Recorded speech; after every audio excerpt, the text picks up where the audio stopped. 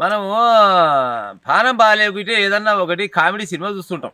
వాస్తవానికి జనాలు చేసే పని అదే. కానీ అసెంబ్లీలో పోతే కూడా గదే కామెడీలు అవపడుతున్నాయంట ఈ మధ్యలో పాడైపోను. ఎందుకంటే ఈల కామెడీలు వేరే ఉంటాయిలే, సినిమాలలో కామెడీలు వేరే ఉంటాయి. కానీ ఈల కామెడీలు ఎట్టేటుంటాయి అంటే ఒక పని చేయరంటే ఇంకో పని చేసుకొస్తారు వీళ్ళంతా కూర్చొని. వాస్తవానికి జరిగింది ఏముందాడా, ధరణి పేరు మీద ఈ తెలంగాణ రాష్ట్రాన్ని మొత్తం బరువత్తల చేసిండ్రు కేసీఆర్ కుటుంబం అని. మన రాష్ట్రం కాదు, పక్క 10 రాష్ట్రాలకు భారతదేశం మొత్తం దేశం ముచ్చట. ఆ ధరణిని బొందల పెడతా కొనవై బంగాళాఖాతంలో కలుపుతానంటే రేవంత్ రెడ్డికి పట్టం కట్టిన సంగతి కూడా భారతదేశం మొత్తం కిరికే. గదే గుర్తుపెట్టుకుంటే రేవంత్ సర్కార్ ఏం చేసిందంటే ఆ ధరణిని పక్కకు పెట్టి భూభారతి అనే ఒక కొత్త పేరు అయితే పెట్టింది. భూభారతి అని ధరణి జాగల భూభారతి పెట్టింది. ఇలా పెట్టంగానే ఇప్పుడు ఈ కార్పొరేట్లో ఉన్న నిన్నమన్న బాగా అడ్డమే మింగిన వాళ్ళు ఉంటారు కాక, మింగుడు పడిన వాళ్ళు అంటున్నట్టు ఇప్పుడు మీరు ధరణి పేరు తీసేసి భూభారతి ఎట్లా పెడతారు? పెడితే పెట్టిరు కానీ ఆ తర్వాత పెడతారు. కానీ ఫస్ట్ మరి మా డిజిటల్ మీద పెట్టిన ఆ పంచాయతీ ఉంది కదా, ఆ కార్ల పంచాయతీ, కార్ల పోట్ల మావోని మీద ఇంత మంచి మల్లెపూని కొనపోయి మీరు లోపడేస్తా అంటారు. మేము ఏమన్నా తప్పు చేసినామా, లేకపోతే మా మీద ఎందుకు కేసు పెడుతురు అని నువ్వు కంటిన్యూ చేస్తున్నావు. దిస్ కూడా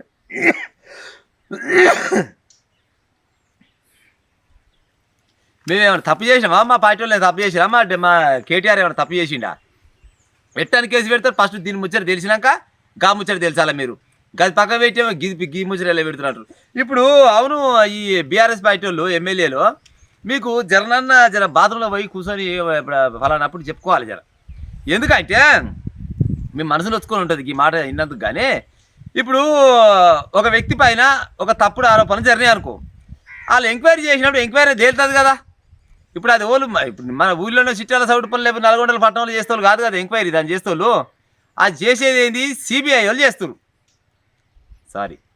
అది చేసేది ఏంది ఏసీబీ వాళ్ళు చేస్తారు. ఏసీబీ అంటే అదేదో మన గల్లీలు ఉండదు కదా, ఢిల్లీలో ఉంటుంది అది. ఆ ఢిల్లీలో ఉన్న పోలీసులు అంతా ఏం చేస్తారు, ఈయన మల్లె పువ్వా లేకపోతే గన్నేరు పువ్వా లేకపోతే గదర్ పువ్వు అనేది వాళ్ళు చెక్ చేసినాక ఇంతమంది ఆయమైనా పొరగా తీసుకొచ్చి ఈ ఢిల్లీలో కూర్చోబెట్టేందుకు ఛాయకర్స్ కూడా దానికి సపరేట్గా కిరాయి ఇచ్చి పంపిస్తారు వాళ్ళు. గదైతే వాస్తవమే. మరి నువ్వు ఏ తప్పు చేయవైతివి, ఏ తప్పు చేయనప్పుడు మరి నీకు ఎందుకు అంత బాధ? సరే, అది తర్వాత మాట్లాడతారు. ప్రస్తుతానికి అయితే ఈ ధరణి పక్కకు పెట్టి ఈ భూభారతి అనే ప్రోగ్రాం పెట్టారు కదా. ఈ భూభారతిలో దాదాపు పేదోళ్ళ భూములకు కొద్దిగా గ్యారెంటీ ఉంటుందని ఊర్లలో జనాలు అనుకుంటారు. అమ్మాయి ఆ ధరణి పాడైపోయింది, ధరణి వల్ల మా పేదోళ్ళ భూములని బాయ్ అందులో ఒక్కరివే అని కావు, SC ST BC minority Reddy పేద రెడ్డి భూములు కూడా అలా గుంజుకుంటు కేసీఆర్. ఈ ముచ్చరైతే అందరికీ ఎరుకున్న విషయమే కదా. అయితే దాన్ని పక్కకు పెట్టి వీళ్ళు భూభారతి తీసుకొస్తే రైతులంతా అమ్మాయి మంచిగుంది అనుకునే తరుణంలో దాన్ని పక్కకు పెట్టి గజెట్ పెడతావు. ఫస్ట్ మా కేటీ రామారావు ముచ్చట చెప్పురి, ఇక మళ్ళీ ఈయన ఈసపోయి మొత్తం వారి పోత దొరకడు. ఫస్ట్ ఈయన నెట్టగొన పోయి లోపడేస్తారంటే మరి ఏం చేస్తారు చెప్పురి. ఇప్పుడు అది తప్పనేది నిర్ధారణ అయితే నువ్వు కాదు ఎవరైనా చేస్తారు. మహామేధావుల కొన పోయి లోపడేసిరు, ఈయన పెద్ద లెక్క ఆడా. మరి నువ్వు మంచివని అయితే గాడ నిర్ణయించుకోవాలి, గాడ పోయి చెప్పుకోవాలి. నువ్వు మంచివని అయితే గాడ నేను మంచి పని చేసినా నా తెలంగాణ ప్రజలు మొత్తం పెరగాలని పెట్టి మంచిగా అరల మీద వండబెట్టిన అని చెప్పాలి. కానీ నువ్వు ఏది దొరికింది సందాని మా అయ్య ఎట్లా ముఖ్యమంత్రి ఉండు నేను మంత్రి ఉండని ఏడుకొస్తే ఆడికి అడ్డం మింగి ఇవాళ మమ్మల్ని పోలీసులు కొనబోతురు. నాకు అదేంటి సిబిఐకి పంపించారు, ఏసీబీకి పంపించారంటే మరి పంపించకుండా ఏం చేస్తారు? పంపిస్తారు కదా. ఎవరు చట్టం, ఎవరైనా చట్టానికి అందరు సమానమే. గతంలో అధికారం ఉన్నప్పుడు మేయ కొనబోయి ఏది ఇప్పుడు ప్రస్తుతం ఉన్న ముఖ్యమంత్రిని కొనబోయి లోపడేయలేదా? అదైతే వాస్తవమే కదా. బిడ్డ పేరు కూడా లోపడేయలేదా? ఇప్పుడు మరి నీ అదృష్టం బాగాలేకుంటే మరి నీకు దేవుడు రాసిపెట్టినావు గట్టిన రాత. మరి నీ అదృష్టం బాగాలేకుండా నువ్వు కూడా ఉంటావు. అదే చట్టాలు 3-4 చట్టాలు చేసిరట కదా.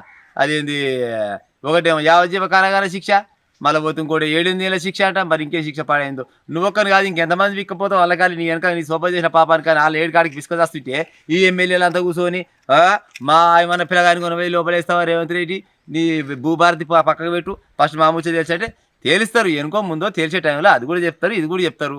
ఒకవేళ భూభారతి మీ కారు గుర్తులకు నచ్చలేదు అనుకో, రేపు జనాలకు వచ్చినాక నిజంగా ఈ భూభారతి కూడా ధరణికంటే ఇది మోసం ఉన్నట్టు జనాలే చెప్తారు కదా తీర్పు.